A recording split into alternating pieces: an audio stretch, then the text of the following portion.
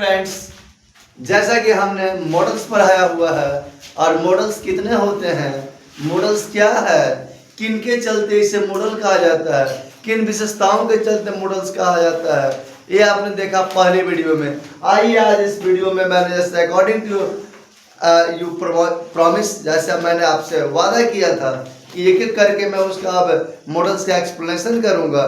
तो आइए, ये रहा आज आपका शैल का प्रयोग और देखें कि शैल का प्रयोग मॉडल्स में होता कहाँ है। अगर आपको एग्जाम्स में इंग्लिश में सेंटेंस कोई दे दे और ब्रैकेट में शैल या विल दे दे तो आप शैल लगाएंगे कि विल लगाएंगे, ये बात जानने के लिए उस सेंटेंस के मीनिंग को समझना होगा, उसके अर्थ को समझना होगा। अगर नहीं समझ में अर्थ आ रहा है तो लास्ट में कैसा ट्रिक भी है जो आपको हम बताएंगे, लेकिन फिलहाल अभी बेसिक लेके हम चले, अभी हम बेस बना के चले, ट्रिक के चक्कर में अभी हम ना लगे। तो आइए, आई और वी के साथ जनरली फ्यूचर टेंस में शैल का प्रयोग होता है। आप टेंस का फुल वीडियो आप अगर देखे होंगे तो आपको ये पता चला होगा।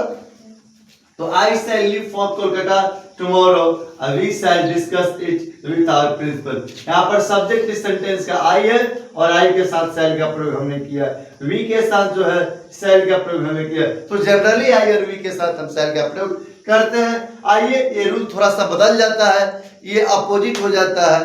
कैसे कि सबके साथ आप क्या कर सकते हैं, विल का प्रयोग, शैल का प्रयोग कर सकते हैं। कब? तो वो होगा तब जब सेंटेंस से आदेश का भाव व्यक्त होगा, प्रतिज्ञा का भाव व्यक्त होगा, धमकी देने का भाव व्यक्त होगा, संकल्प का भाव व्यक्त होगा।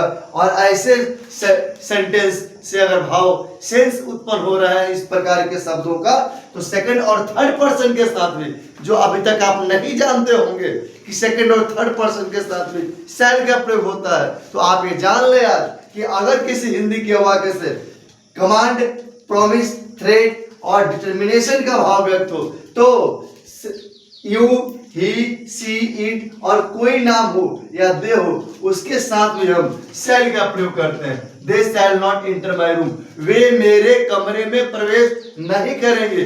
यह कमांड है, निर्देश है।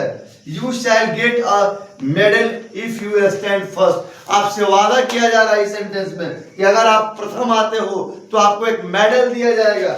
यू शैल रिग्रेट दिस, आप इस पर पछताओगे, ये आपको धमकी दी जा रही है। यू शैल अपोलोजाइज, तुम्हें क्षमा याचना करनी होगी। ये यहां पर डिटर्मिनेशन दिखाई दे रहा है। संकल्प या वी शैल अपोलोजाइज, हम क्षमा प्रार्थना करेंगे, याचना करेंगे। तो यहां पर ये क्या है कि आपका दिखाई दिया कि इससे आपका जो है प्रतिज्ञा, धमकी, संकल्प का भाव व्यक्त हो रहा है, तो सेंटेंस के सब्जेक्ट सेकंड और थर्ड पर्सन के साथ हम शैल का प्रयोग करेंगे। तो ये रहा चुटकियों में बजाते हुए शैल का प्रयोग with the model auxiliary verb. अगले वीडियो में आप देखेंगे विल का प्रयोग। तब तक इस वीडियो के लिए लाइक्स कीजिए, सब्सक्राइब कीजिए और कमेंट और शेयर, इस जितने भी रिलेटेड चीज है इस वीडियो से कीजिए ताकि अगला वीडियो भी आपके पास बेहतर अंदाज में पहुंच सके। Thanks, bye bye.